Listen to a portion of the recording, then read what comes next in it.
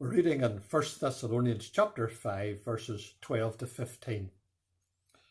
And we beseech you, brethren, to know them which labour among you, and are over you in the Lord, and admonish you, and to esteem them very highly in love for their works' sake, and be at peace among yourselves.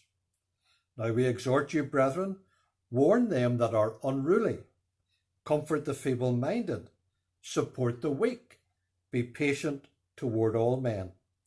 See that none render evil for evil unto any man, but ever follow that which is good, both among yourselves and to all men.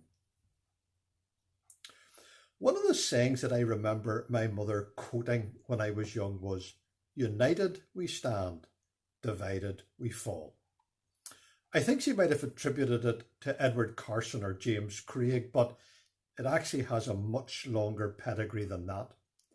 In one of his fables, Aesop tells of 4 oxen who were able to protect themselves from a marauding lion by standing together in such a way that whichever way the lion approached, it was met by a pair of horns. It happened, however, that the oxen quarrelled, as apparently oxen do, and each went off to pasture alone in a separate corner of the field. So the lion was able to pick them off one by one. It was the psalmist David who wrote those words in Psalm 133. "Behold how good and how pleasant it is for brethren to dwell together in unity." Paul takes that idea up in Ephesians chapter 4, where he writes about endeavouring to keep the unity of the Spirit in the bond of peace. When we come to these verses, you'll maybe have noticed that Paul twice repeats the words "among yourselves."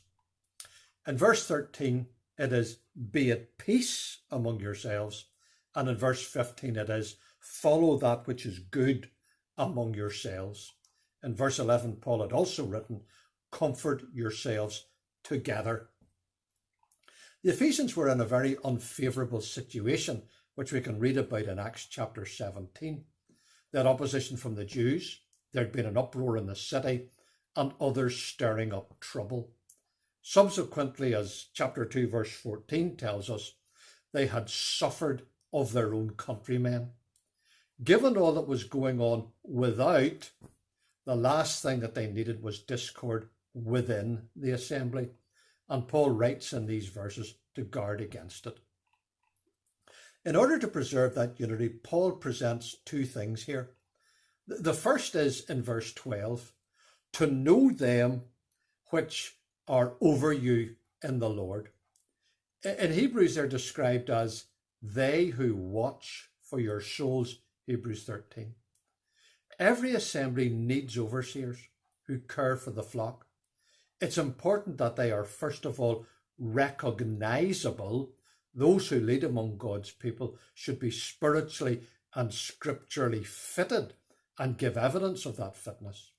But they should also be recognised, and that includes being respected because of their labour among you, verse 12. The second matter for unity is in verse 15. It is to follow that which is good, which simply means always act for the good of others. And that's why Paul uses words such as comfort, support, and be patient in verse 13. When Paul writes, "see that none render evil for evil," in verse 15, he's telling us not to engage in what is known as payback. On the contrary, as he writes in Romans chapter 13, "love worketh no ill to his neighbour." Esteem for those above us, care for those around us, will go a long way to maintaining the unity among us. Paul follows these words with 8 short, sharp exhortations that should characterise every believer, and we'll deal with those next.